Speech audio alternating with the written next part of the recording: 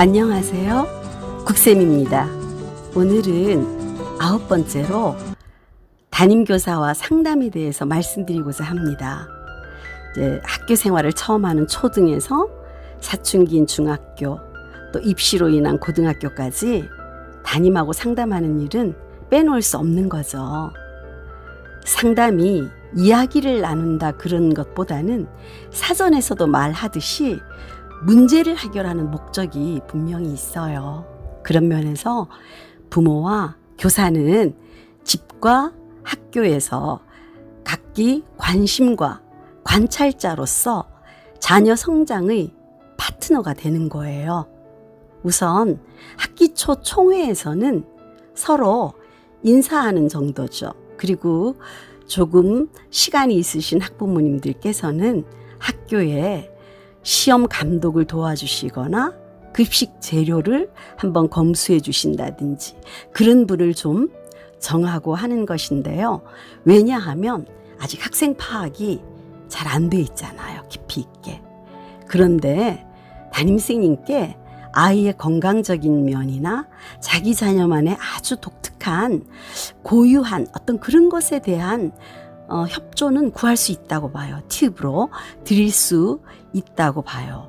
그래서 학교에서는 학기별로 2번씩 정기 상담을 하죠. 어떤 학생이든 어떤 모범생 또 우등생이어도 다 부모와 그 교사 간에는 상담할 이야기는 있게 마련인 거예요. 대개 학업이나 생활 중심으로 상담을 하게 되는데 요즘은 그 중학교 2학년까지 서술 성적표이기 때문에 이 초등학교 교사분도 이 비밀이 담긴 통지표라고 할 만큼 자녀의 성적에 대해서 학원 같은 오히려 사교육보다 구체적인 정보를 얻지 못하는 경우가 있어요. 그래서 오히려 상담을 통해서 학습 자세, 이런 정확한 정보를 얻을 수 있으시죠. 또 교사로서는 어머니에게 집에서 그 자녀의 생활을 통해 서로 이해를 넓혀가는 굉장히 이점이 많은 거예요. 어떤 그 스님은 가서 4가지만 물어라. 뭐 인사성, 아이의 뭐 고맙다, 미안하다, 말에 대한 것, 뭐 수업 시간 엄수 이런 것만 얘기하지만 조금 중학교는 교우관계, 학교 생활, 이야기 폭이 넓어진다고 생각해요.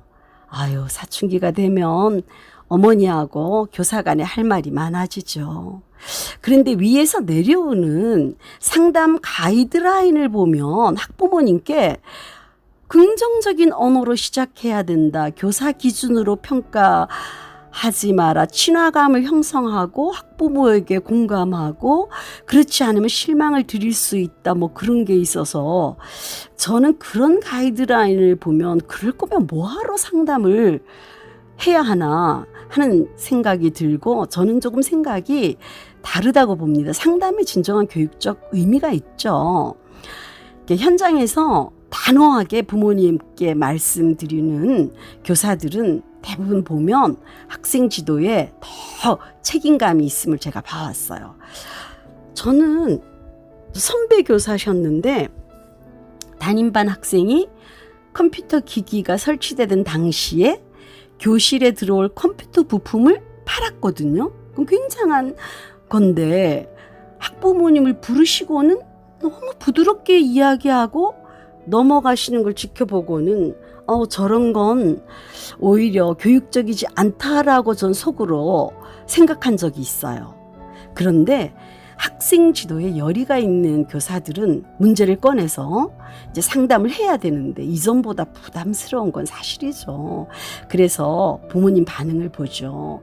이렇게 교사를 믿고 어떻게 같이 힘을 모을까 하는 부모님이 많으시죠.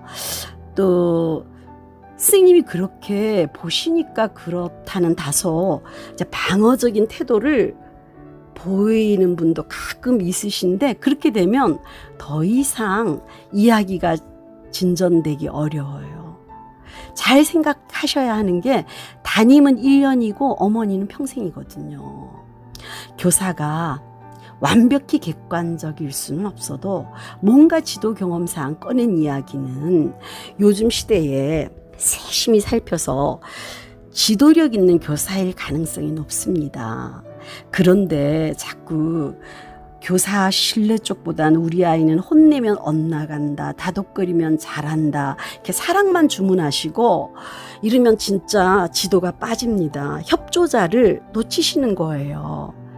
그래서 학기 초에 이렇게 학부모님과 만나서 이런 또 학기 초를 넘어서 어느 정도 자녀에 대해서 파악이 된 1학기 중반 이런 데서부터는 어머님이 교사를 신뢰하시는 여부에 따라서 자칫 잘못하면 관용어만 듣고 오실 거예요.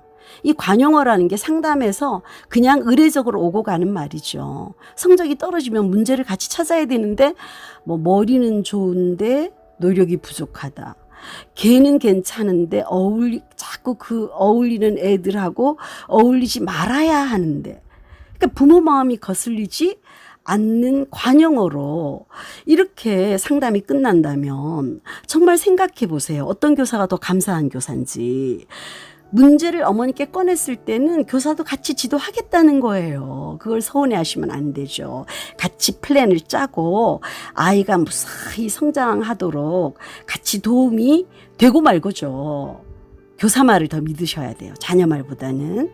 근데 지금은 코로나라 뭐 온라인 수업에 학습 격차도 더 벌어지고 친구 사귀기도 어렵고 생활태도 점검도 어렵고 뭐 하나 없는 이 전 세계적인 이 학습 결손을 장차 어떻게 우리가 메워갈 건지 참 고민해도 좀 부족할 것 같아요. 걱정이 크죠. 근데 그래도 다가올 날을 생각하면서 우리가 상담에 대한 어머니의 자세는 마련해 두는 거죠. 담임이 이야기를 꺼낸 건 이유가 있는 것이다. 그래서 응하시지 않으면 혼자 지도하면서 애쓰는 수준에서 머무는 거죠. 변화를 체크해 줄 동조자를 잃었으니까요. 만약 담임 하는 이야기가 미처 몰랐던 것이면 속으로 담임 잘 만났구나. 교육 리더십 지닌 분이구나. 이렇게 생각하시면서 속으로 감사하시면서 같이 손잡고 교무실 나오세요. 그냥 절반의 성공이 시작된 거죠. 초임 때는 부모님들이 선생님 혼내주세요 하던 시절도 있었거든요. 근데 이렇게 시대가 이렇게 많이 달라진 거죠. 그러니까 부모님의 그 입장을 살피면서 교사는 학생 지도에 강약을 조절할 수밖에 없어요. 사실 오늘날의 현실이라는 게 인정해야 합니다.